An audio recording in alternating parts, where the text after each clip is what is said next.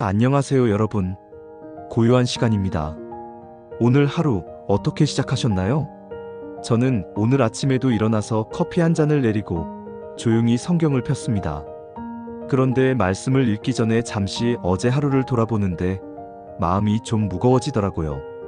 어제 제가 했던 말들 때문이었어요.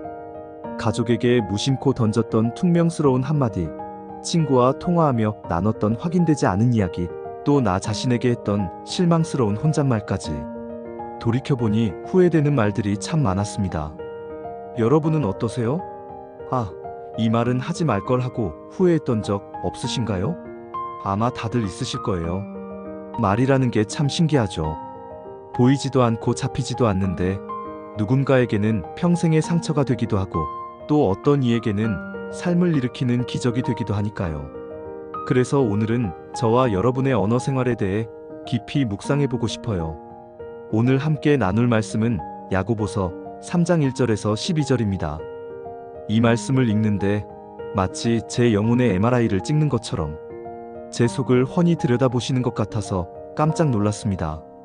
오늘 이 나눔을 통해 우리의 혀가 파괴의 도구가 아니라 생명의 통로가 되는 슬기로운 언어 생활의 비밀을 함께 발견하게 되기를 소망합니다.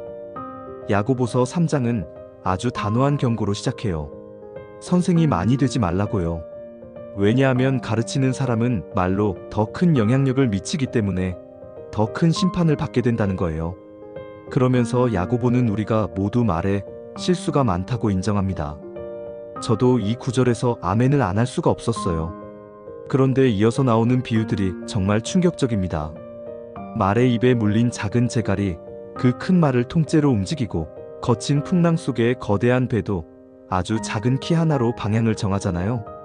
그것처럼 우리 몸의 아주 작은 지체인 혀가 우리 인생 전체를 이끌어간다는 거예요. 그런데 그 힘이 좋은 쪽으로만 쓰이면 얼마나 좋겠어요. 야고보는 곧바로 무서운 비유를 듭니다. 바로 불입니다. 보라, 얼마나 작은 불이 얼마나 많은 나무를 태우는가. 혀는 곧 불이요, 불의의 세계라.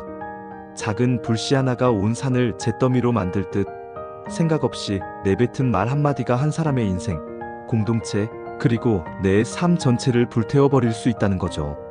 성경은 이걸 삶의 수레바퀴를 불사른다고 표현해요. 제가 지금까지 열심히 쌓아온 모든 관계와 노력, 평판 같은 내 삶의 모든 것들이 단 한 번의 말실수로 무너져 내릴 수 있다는 생각에 정신이 번쩍 들었습니다. 더 무서운 건 그 불의 근원이 지옥불에서 온다고 말한다는 점이에요. 이건 그냥 말실수 차원의 문제가 아니라 영적인 문제라는 거죠. 내 혀가 악한 영의 통로가 될 수 있다는 사실, 정말 두렵지 않나요? 그리고 야고보는 결정타를 날립니다. 여러 종류의 짐승과 새는 다 사람이 길들일 수 있지만 혀는 능히 길들일 사람이 없나니 쉬지 아니하는 악이요 죽이는 독이 가득한 것이라. 사자나 코끼리도 길들이는 인간이 정작 자기 몸의 작은 혀 하나는 아무도 길들이지 못한다는 거예요. 이 말씀을 읽는데 한편으로는 절망스러우면서도 다른 한편으로는 이상한 위로를 받았어요. 아, 나만 그런 게 아니구나. 이건 내 의지만으로는 안 되는 거구나 하고요. 오늘 말씀은 먼저 우리에게 냉혹한 현실을 진단해 줍니다. 우리의 혀는 내 힘으로는 절대 통제할 수 없는 지옥불의 파괴력을 가진 존재라는 것을요. 혀의 파괴력에 대한 진단을 지나 야고보는 더 깊은 곳, 바로 우리의 마음을 파고듭니다. 9절 말씀이에요. 이것으로 우리가 주 아버지를 찬송하고 또 이것으로 하나님의 형상대로 지음을 받은 사람을 저주하느니라. 이 구절 앞에서 저는 정말 고개를 들 수가 없었습니다. 주일에는 교회에서 두 손 들고 뜨겁게 하나님을 찬양했던 바로 그 입으로 월요일에는 직장 동료를 험담하고 운전하다 끼어든 차를 향해 험한 말을 내뱉고 가장 가까운 가족에게 상처 주는 말을 했던 제 모습이 떠올랐기 때문이에요. 야고보는 이게 얼마나 부자연스럽고 모순된 일인지 비유를 통해 설명합니다. 한 샘에서 어떻게 단물과 쓴물이 같이 나겠느냐, 무화과 나무가 어떻게 올리브 열매를 맺겠느냐고요. 이건 자연의 법칙을 거스르는 일이라는 거죠. 여기서 중요한 포인트는 우리가 저주하고 험담하는 그 사람이 바로 하나님의 형상대로 지음받은 존재라는 사실입니다. 그 사람을 저주하는 것은 그를 만드신 하나님을 모독하는 것과 같다는 거예요. 그러니 하나님을 찬양하는 것과 사람을 저주하는 것은 결코 함께할 수 없는 일이죠. 결국 혀의 문제는 말솜씨의 문제가 아니라 마음의 문제, 믿음의 문제였던 겁니다. 내 안에 두 마음이 있기 때문에 내 입에서 찬송과 저주가 함께 나오는 것이었어요. 행함이 없는 믿음이 죽은 믿음이라고 했던 야고보의 말을 떠올려보면 이 이중적인 혀는 어쩌면 내 믿음이 죽어있다는 가장 확실한 증거일지도 모릅니다. 자, 그럼 어떻게 할까요? 아무도 혀를 길들일 수 없다면 우리는 그냥 이 모순 속에서 살아야만 하는 걸까요? 말 조심해야지 하고 수백 번 다짐해도 또 넘어지는 우리인데 정말 방법이 없는 걸까요? 오늘 큐티 본문은 이 절망적인 진단에 대한 놀라운 처방전을 함께 제시합니다. 바로 새 찬송가 213장 나의 생명 드리니입니다. 저는 이 찬송을 정말 좋아했지만 오늘 말씀과 연결해서 보니 완전히 새롭게 다가왔어요. 이 찬송은 제가 더 노력해서 제 혀를 잘 다스려 볼게요 라는 결단의 노래가 아니었습니다.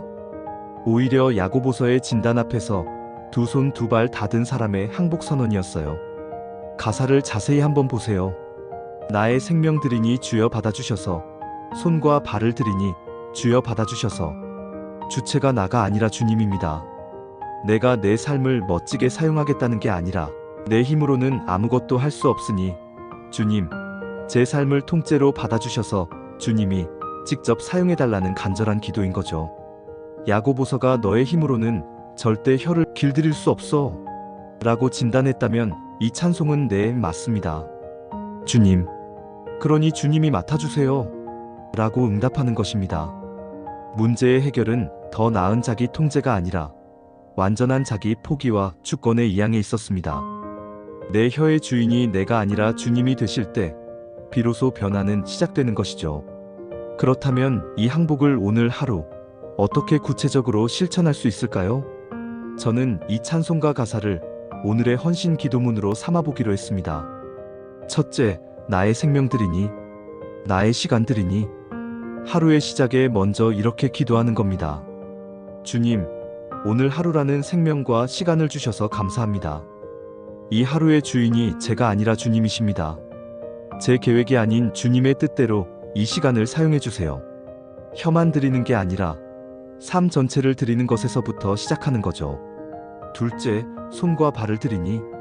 주님, 오늘 제 손과 발을 받아주세요. 제 말이 가는 곳에 제 행동이 함께 가게 하시고 사랑과 섬김을 실천하는 손과 발이 되게 해주세요. 말과 행동이 일치하는 삶을 위한 기도입니다. 셋째, 나의 음성 드리니. 이것이 오늘 묵상의 핵심이죠. 주님, 제 힘으로 길들일 수 없는 이 혀를 주님께 드립니다. 저주의 독을 내뱉던 이 입술을 받아주셔서 주의 진리 말씀만 전하게 하시고 사람을 살리고 격려하며 하나님을 찬양하는 통로로 사용하여 주옵소서. 넷째, 나의 보아드리니. 주님, 제가 귀하게 여기는 모든 것, 제 돈과 재능과 경험을 주님께 드립니다. 이것들을 자랑하고 이기적으로 사용하느라 내뱉었던 교만한 말들을 회개하오니 주님의 나라를 위해 이것들을 사용하게 하소서. 이렇게 삶의 모든 영역을 주님께 내어드릴 때 우리의 혀는 자연스럽게 그 통치 아래 놓이게 됩니다. 여기에 더해 오늘 제가 삶에서 실천해볼 구체적인 행동 두 가지를 정했어요. 하나는 모든 사람을 하나님의 형상으로 대하는 것입니다. 오늘 만나는 모든 사람, 특히 저를 힘들게 하는 사람을 볼 때마다 마음속으로 이렇게 외치는 거예요. 이 사람은 하나님이 자신의 형상대로 만드신 귀한 존재다. 이 생각이 제 말의 온도를 바꿔줄 거라고 믿습니다. 또 하나는 말하기 전에 1초 멈춤 기도를 하는 것입니다. 중요한 말을 하기 전 감정적인 말이 튀어나오려고 할 때 잠시 멈추고 속으로 기도하는 거예요. 성령님, 지혜를 주세요. 어제 이걸 실천해 보다가 왜 이렇게 말을 늦게 하냐고 핀잔을 듣기도 했지만 괜찮습니다. 이 짧은 멈춤이 제 영혼의 브레이크가 되어 수많은 후회를 막아줄 테니까요. 오늘 말씀을 정리해 봅니다. 슬기로운 언어 생활의 비결은 말조심이라는 자기 수양에 있지 않았습니다. 그것은 내 혀와 내 삶의 주도권을 온전히 하나님께 넘겨드리는 전적인 항복에 있었습니다. 내가 할 수 없음을 인정하는 바로 그 자리에서 하나님의 능력이 시작됩니다. 내 입술을 닫고 하나님의 음성에 귀 기울일 때 내 혀는 비로소 생명의 도구가 될 것입니다. 저와 여러분의 남은 하루가 그리고 앞으로의 모든 날들이 이 거룩한 항복으로 채워지기를 소망하며 함께 기도했으면 좋겠습니다. 사랑의 하나님 아버지, 오늘 말씀을 통해 제 혀의 실상과 마음의 완악함을 보게 하시니 감사합니다. 제 힘과 의지로는 결코 이 혀를 길들일 수 없음을 고백합니다. 쉬지 않고 악을 내뿜고 죽이는 독을 가득 품었던 저의 지난 날들을 용서하여 주옵소서. 한 입으로 주님을 찬양하고 돌아서서 주님의 형상인 이웃을 저주했던 이중적인 죄를 회개합니다. 이제 제 삶의 주도권을 주님께 온전히 내어드립니다. 새 찬송가 213장의 고백처럼 저의 생명과 시간, 손과 발, 음성과 모든 소유를 주님께 드립니다. 주여, 받아주셔서 오직 주님의 뜻대로 사용하여 주옵소서.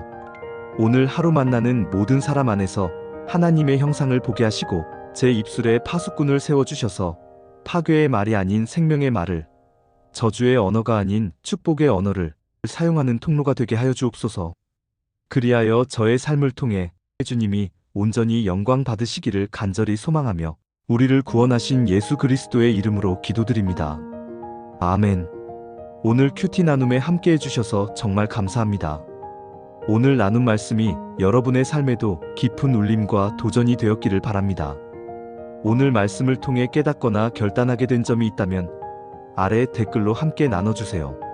서로의 나눔을 통해 함께 격려하고 성장해 나갈 수 있을 거예요.